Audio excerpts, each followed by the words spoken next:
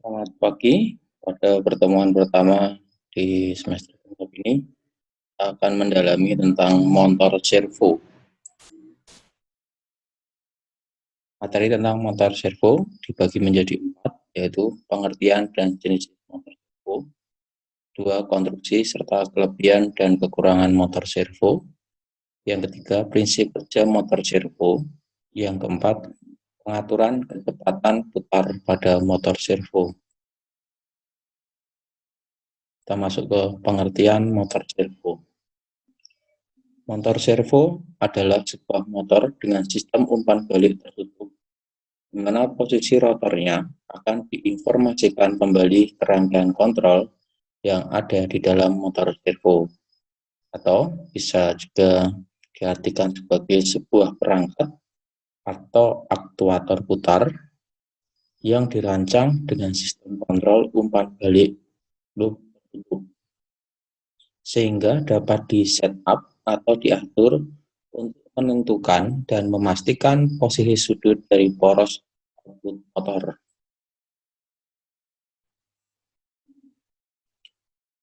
Sistem servo dapat didefinisikan sebagai alat yang mampu menggerakkan pada kecepatan tertentu dan memposisikan suatu objek pada posisi yang ditentukan. 2. Sistem kontrol otomatis seperti ini membutuhkan feedback atau umpan balik untuk dapat bekerja. Ketiga, motor servo biasa digunakan dalam aplikasi-aplikasi di industri. Selain itu, digunakan dalam berbagai aplikasi lain seperti pada mobil mainan, radio kontrol, robot, pesawat, dan lain sebagainya. Kita lihat bagaimana gerakan dari motor servo.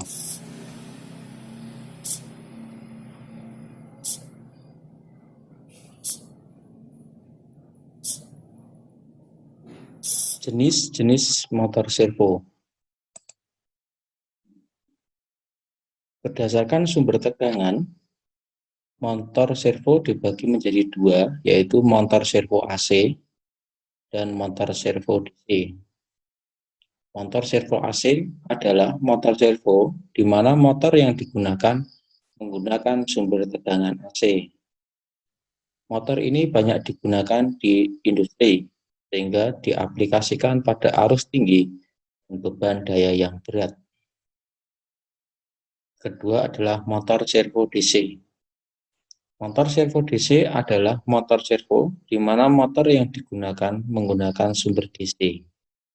Motor servo DC biasanya lebih cocok untuk digunakan pada aplikasi-aplikasi yang lebih kecil dan beban yang lebih ringan. Berdasarkan rotasinya, ada beberapa motor servo. Yang pertama yaitu motor servo standar 180 derajat. Motor servo standar atau servo rotasi 180 derajat adalah jenis yang paling umum dari motor servo, di mana putaran poros outputnya terbatas hanya 90 derajat ke arah kanan dan 90 derajat ke arah kiri. Dengan kata lain, total putarannya hanya setengah lingkaran atau 180 derajat. 2. Motor servo continuous. Motor servo rotasi continuous merupakan jenis motor servo yang sebenarnya sama dengan jenis servo standar. Hanya saja putaran porosnya tanpa batasan, atau dengan kata lain dapat berputar terus, baik ke arah kanan maupun kiri. Berikutnya adalah konstruksi motor servo. Pada gambar di sini kita dapat melihat bagaimana konstruksi dari motor servo.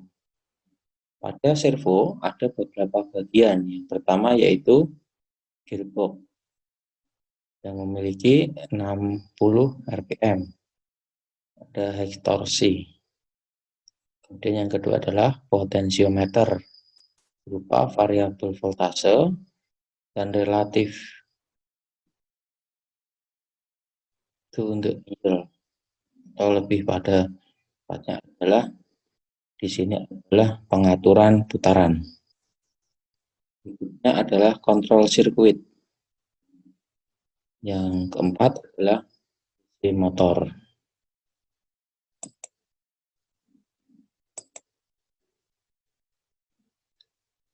Pada bagian-bagian servo, kita dapat lihat di sini. Yang pertama adalah motor, yaitu alat untuk mengubah energi listrik menjadi energi mekanik. Yang kedua adalah gear. Fungsi dari beberapa gear yang dirangkai dalam poros motor servo adalah untuk memperlambat putaran utama, lalu meningkatkan torsi putaran motor servo. Yang ketiga adalah potensiometer. Fungsi dari potensiometer adalah untuk merubah hambatan resistansi pada motor dan sebagai penentu batas putaran utama pada servo atau pada motor servo. Yang keempat, rangkaian sistem kontrol. Sistem kontrol umpan balik motor servo memiliki kegunaan yakni untuk mengontrol pergerakan dan posisi akhir poros. Lebih tepatnya, posisi poros keluaran atau outputnya akan dideteksi dengan tujuan untuk mengetahui apakah posisi poros sudah sesuai yang kita inginkan atau malah belum. Jika posisi poros belum sesuai, maka sistem kontrol akan memberikan sinyal agar posisi poros sesuai dengan apa yang diinginkan. Untuk pin-pin servo motor atau motor servo. Motor servo memiliki 3 pin, yaitu pin VCC berupa tegangan positif, pin ground berupa tegangan negatif, dan pin sinyal berupa sinyal BWM untuk men-set posisi. Pada gambar kita bisa lihat pada servo warna coklat adalah bagian pin ground. Untuk warna merah itu adalah bagian pin VCC dan warna oranye adalah sinyal atau BWM. Kelebihan dan kekurangan motor servo. Kelebihan motor servo, 1. Daya yang dihasilkan sebanding dengan berat atau ukuran motor. 2. Penggunaan arus listrik sebanding dengan beban. 3. Tidak bergetar saat digunakan. 4. Tidak mengeluarkan suara berisik saat dalam kecepatan tinggi. 5. Resolusi dan akurasi dapat diubah dengan mudah. Adapun kekurangannya, 1. Harga relatif lebih mahal dibanding motor DC. 2. Bentuknya cukup besar karena satu paket. 3. Beban berlebih dalam waktu yang lama dapat merusak motor. Prinsip kerja motor servo. Prinsip kerja motor servo ialah dengan menggunakan kontrol otomatis. Prinsip kerjanya pun menggunakan sistem loop tertutup. Sebagai contohnya, prinsip kerja motor servo terutama pada mesin CNC yang digunakan pada industri. Sistem servo adalah sistem kontrol otomatis yang mendeteksi posisi mesin, mengumpan balik data tersebut ke bagian input, lalu membandingkannya dengan posisi yang telah ditentukan. Kemudian menggerakkan mesin berdasarkan perbedaan data. Dengan kata lain, sistem servo adalah sistem kontrol yang menekan atau mengupayakan agar data output sama persis dengan data input.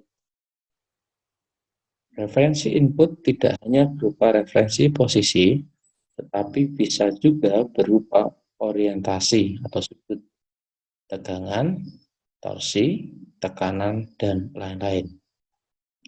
Sistem kontrol seperti di atas menggunakan umpan balik, sering disebut closed loop control atau kontrol putaran tertutup. Berikut adalah bagian dari konfigurasi sistem servo. Kita bisa lihat pada spesifikasi posisi atau pada bagian input, kemudian masuk ke amplifier servo, kemudian masuk ke servo motornya, dan diteruskan pada kontrol mesin dan menghasilkan posisi mesin itu sendiri atau outputnya. Ketika terjadi feedback atau detektor, maka akan kembali kepada posisi input dan akan berlanjut.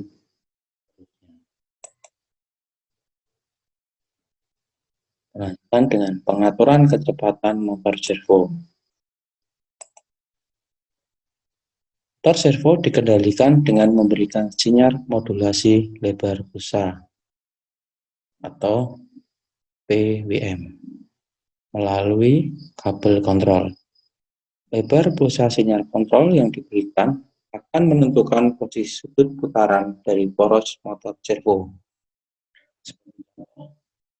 Lebar pulsa dengan waktu 1,5 milidetik akan memutar poros motor servo ke posisi 90 derajat. Bila pulsa lebih pendek dari 1,5 milidetik, maka akan berputar ke arah posisi 0 derajat atau ke kiri, berlawanan dengan arah jarum jam. Sedangkan bila pulsa yang diberikan lebih lama dari 1,5 milisecond, maka poros motor servo akan berputar ke arah posisi 180 derajat atau ke kanan searah jarum jam. Lebih jelasnya perhatikan pada gambar di bawah ini.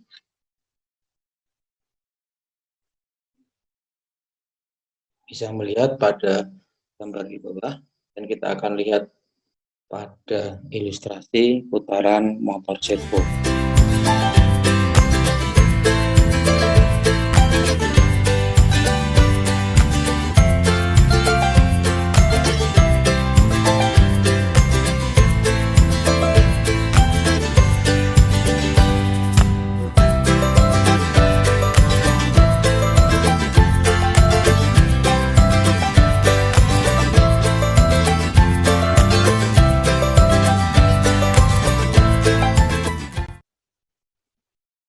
Kita lanjutkan. Ketika lebar pulsa kendali telah diberikan, maka poros motor servo akan bergerak atau berputar ke posisi yang telah diperintahkan dan berhenti pada posisi tersebut dan akan tetap bertahan pada posisi tersebut.